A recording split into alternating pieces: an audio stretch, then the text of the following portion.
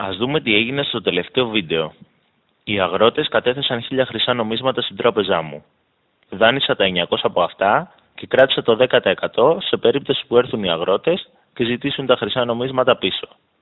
Τα δάνεισα για ένα αδωρευτικό κανάλι. Για να φτιάξουν αυτό το αδωρευτικό κανάλι πλήρωσαν κάποιους εργάτες. Οι εργάτες τώρα έχουν τα χρυσά νομίσματα. Δεν έχουν κάπου να τα φυλάξουν και τα καταθέτουν στην τράπεζά μου. Παίρνω σαν καταθέσεις 900 χρυσά νομίσματα, κρατάω το 10% και δανείζω 810 χρυσά νομίσματα για ένα εργοστάσιο παραγωγής εργαλείων. Δίνονται λοιπόν στους εργολάβους.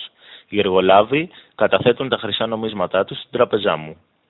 Τέλος, κρατάω σαν απόθεμα και τα 810 χρυσά νομίσματα. Πόσα χρήματα είναι στο σύστημά μας?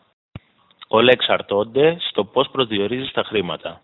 Ένας προσδιορισμός είναι ο μη 0, όπου είναι πόσο χρυσό έχουμε στο σύστημά μας. Δεν έχουμε πάρει καινούριο χρυσό, οπότε έχουμε από τα αποθέματα 100 και 90 και 810 νομίσματα, συνολικά 1000. Αν πηγαίναμε μια βόλτα στην πόλη και ρωτούσαμε πόσα χρήματα έχει κάποιος, θα σας έλεγε πόσα χρήματα έχει στο τρεχούμενο λογαριασμό του.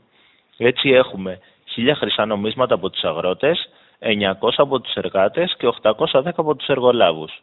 2.710 χρυσά νομίσματα αρθριστικά από τους τρεχούμενους λογαριασμούς. Το ορίζουμε μη 1.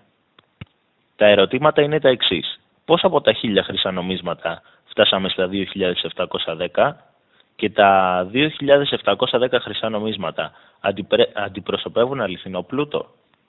Αντιπροσωπεύουν αληθινό πλούτο αν κάθε από αυτές τις επενδύσεις είναι αληθινές επενδύσεις. Οπότε, αν αυτά τα 900 χρυσά νομίσματα που χρησιμοποιήθηκαν για τη δημιουργία του αρδρευτικού καναλιού, αν αυτό το σχέδιο στην πραγματικότητα παράγει τουλάχιστον 900 χρυσά νομίσματα, είναι αληθινά περιουσιακά στοιχεία. Έτσι, τα 2.710 χρυσά νομίσματα όντως υπάρχουν. Όσο οι επενδύσεις που έχουν δανειστεί τα χρήματα παράγουν μελλοντικό πλούτο. Δεν υπάρχουν 2.710 χρυσά νομίσματα, υπάρχουν 1000. Αλλά αν τα σχέδια που έχουν επενδυθεί δεν είναι μία τρύπα στο νερό, τότε έχουμε 2.710 χρυσά νομίσματα. Τα χρυσά νομίσματα αυτά αντιπροσωπεύουν πραγματικό πλούτο. Δεν αντιπροσωπεύουν πραγματικά χρυσά νομίσματα.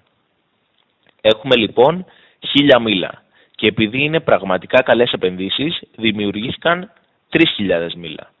Βλέπουμε λοιπόν ότι ο πραγματικός πλούτος είναι μεγαλύτερος από την προσφορά χρήματος.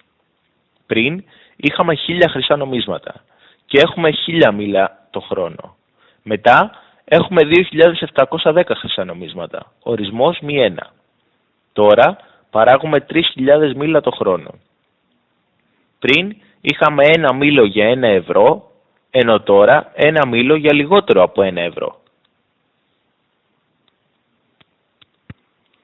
Επειδή τα χρήματα επενδύθηκαν σε πραγματικά καλές επενδύσεις, η πίτα των μήλων μεγάλωσε και έτσι δημιουργείται η ανάπτυξη των οικονομιών, η λεγόμενη εμπειρία του αποπληθωρισμού.